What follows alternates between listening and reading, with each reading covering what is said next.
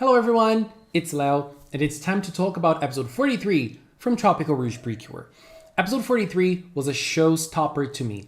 It was very, very good and impressive and really left me wanting for more. We have the kidnapped Manatsu and the girls in Aozora City checking out on everyone. It was nice. We saw Sango's mom. Asuka mentioned her family and so did Minori, and they also acknowledged everyone else from the school and from the city overall. Also, Kururun. They bribed Kururun with cookies. Why didn't they take it to Grand Ocean to stay with the queen?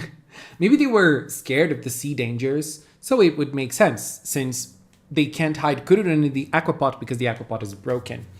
So in one side we have Manatsu freeing herself after receiving the vision from Cure Oasis. We could barely see what happened and Manatsu could barely see what happened, but Manatsu finally saw the queen and we had a peek into what happened in the past. Human Cure Oasis knew the witch and helped her when she was hurt, but that's basically all we know so far. At the same time, Laura goes to Grand Ocean and she asks for the queen's help to get the aquapot back. I loved that scene for so many reasons. First, the silent soundtrack in such an important moment added so much. There's also the fact that the aquapot would take some time to be repaired, which adds to the tension of the last battle. They can't get the motivation back without it. And then the most interesting thing, their dialogue. The queen saw La Mer for the first time, and Laura wondered why she could become Precure since mermaids can't. The sad expressions in the queen's eyes made Laura notice she tried to become Precure in the past. And when Laura asked about it, the queen confirmed it. After the legendary Precure saved the world, there was peace, until a threat appeared and an evil force tried to open the fool's casket. It got the chalice, but the mermaid was there to try and stop it, so she tried becoming Precure, but couldn't. That scene was super beautiful, that different art style, oh my god. But it raised a lot of questions. First, what is that evil being? What is that motivation chalice? Was that transformation device the item the previous queen used to transform? Or the mermaid, the legendary cure used to transform? Confronting evil, was that the reason the queen became queen later on? She was the one to appear on Minamino Island's resident, but she didn't have her memory erased because she didn't have contact with humans.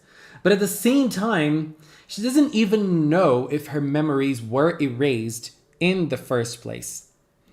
There's the law, and the queen upholds it and also follows it. Her eyes were super sad, and she told Laura she would understand the reason one day.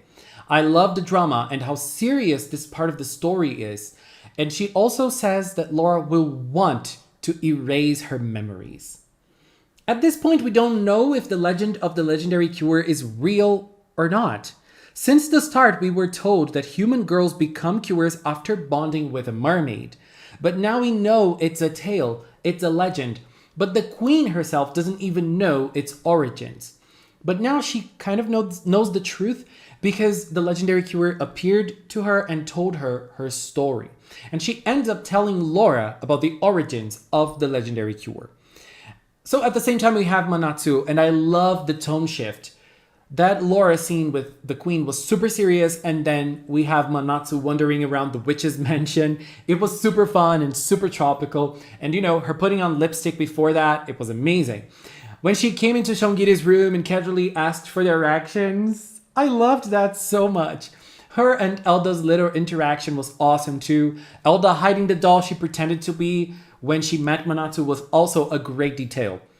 So we have also Koro, Papaya, and Flamingo, and they are confronted by Numini, and Numini creates a Yaraneda, and the little fight starts. It was simple, but I was glad that the girls were not having a hard time because Manatsu wasn't there, because Laura wasn't there. They could handle the fight fine. And the fight was fast. They could defeat both Yaranedas very easily. And then there was a very sweet moment at the last moment of the fight after they purify the whale. Cure Coral thanks the whale. And that was super cute. So when the girls decide to talk to the witch, Coral, Papaya, and Flamingo think this is kind of like an absurd idea. which is Manatsu's plan. It's kind of absurd, but Laura backs it up because she knows it could work since she knows what happened in the past between the witch and the legendary cure. And I really loved how Papaya just laser beamed Shongire at that moment, and when they get to the witch, Coral also stopped him with her axe shield. Love that. The scene of the cures in the witch's chamber was amazing as well. So many things to point out. First, the witch doesn't remember much, and every time she tries to, Butler is there to make sure it doesn't happen. She doesn't even remember why she wants a world of procrastination. This important thing she is trying to delay, it's simply not part of her memories. Butler finally shows us the Fool's Casket and talks about his true intentions. After it's full of motivation, it will be open and the world will be destroyed. The Fool's Casket will absorb the life force of everyone in the planet, and the one who opens it will attain immortality. This wasn't what Butler told the other villains, and Shongire ends up rebelling against him and gets turned into Shongire Yaraneda. Shongire doesn't deserve this, my baby. I love him so much. Shongire, you don't deserve this. So this revelation about the Fool's Casket and the witch makes me believe lots of things. First, we know that mermaids live very long, and so does the witch. She's been around for very long, and so is the queen of mermaids. The witch seems to be good friends with the legendary cure, but for now she forgot about her. The queen also has no recollection of specific humans, and if she did have a relationship with any of them, those memories were erased. So if the witch and the cure were friends, why did they fight? Why did the legendary cure had to confront the witch in the past? I believe in two different things. The first one is the most simple. The witch could have been possessed by that dark energy, or she had bad intentions from the start. She was a villain from the start, and she didn't know that the cure was her friend since she knew her in her human form. So after the witch's defeat, Butler probably saved and took care of her, making sure she wouldn't remember the traumatic events she went through by fighting her friend. And why is Butler doing what he's doing for her?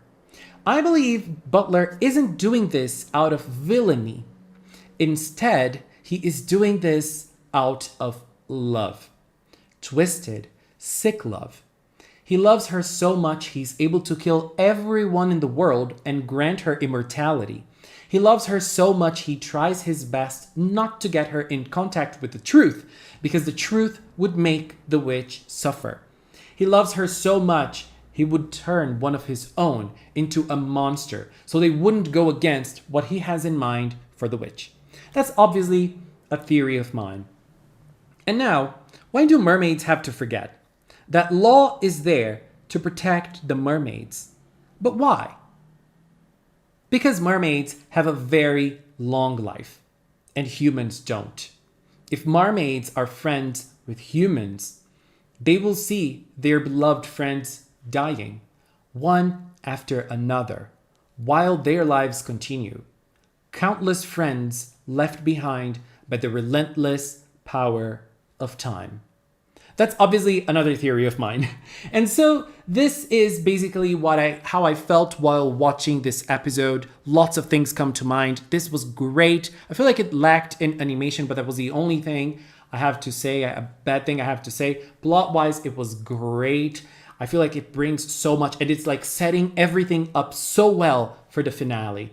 I think we're on to an emotional ride at the end. Both with the witch's story with the cure, and also the girl's story with Laura.